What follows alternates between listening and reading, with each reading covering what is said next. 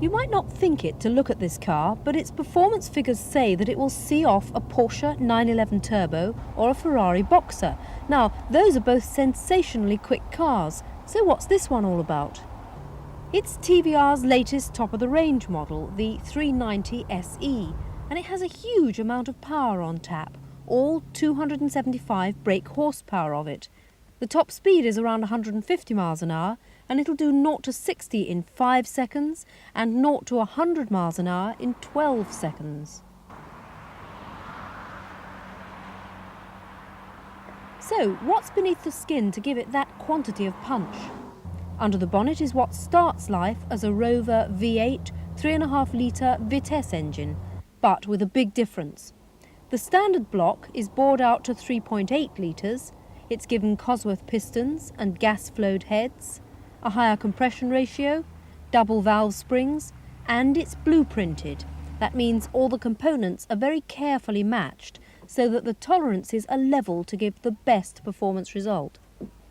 All that work on the engine is carried out by the Coventry Engineering Company of 3 times British saloon car racing champion Andy Rouse. And just to give you a clue that there's something very special under here, they finish up by painting the top of the rocker covers red.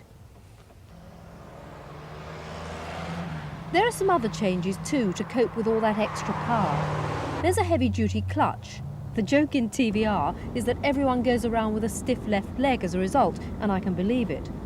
There's also a limited slip differential, uprated brakes and suspension, and the gearbox is a 5-speed and the same as they use in racing Rovers. The tyres are special too, Yokohama's, which are the tyres to beat in saloon car racing. They're steel-belted, low-profile radials with an unusual asymmetric tread pattern. The body starts life as TVR's standard Tasman convertible, but to keep it securely down on the road at this car's high speeds, it has a scooped shovel air dam under the nose and an unusual shape of spoiler under the back bumper, designed to suck the car down onto the road. It certainly works. The 390's road holding is exceptional, and it feels a real thoroughbred on the road, very fast, secure and well balanced.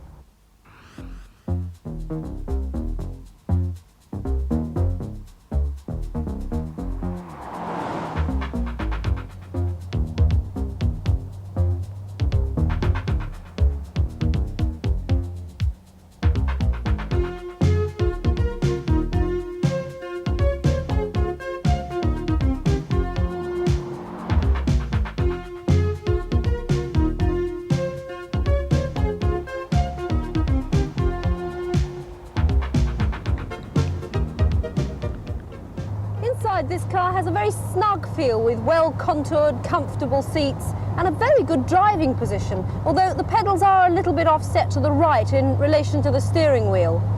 It all has a very handcrafted feel about it, lots of leather on the steering wheel as well. There's walnut on the fascia, but I think the disappointing thing are the switches, which are rather clumsy and old-fashioned for a car of this quality. And the standard stereo system that comes with the car, the sound quality isn't all that good, and I think a lot of owners would really rather have something rather better than that.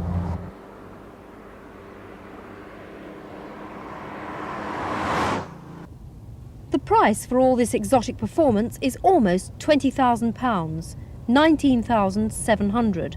Now, that's not actually expensive against the competition. Other 150 miles per hour cars are dearer, but it does feel a lot for this car. Who buys TVRs? Well, they're pretty exclusive. Only about 10 a week of all the range are made, and 6 of them go for export to the United States. Later this year, production's being increased by 50% to 15 cars per week. You might well ask, what does TVR stand for? Well, it was taken from the Christian name of the company's founder, Trevor Wilkinson, who started TVR in Blackpool back in the 1950s. But in this car, I think it ought to stand for Travels Very Rapidly.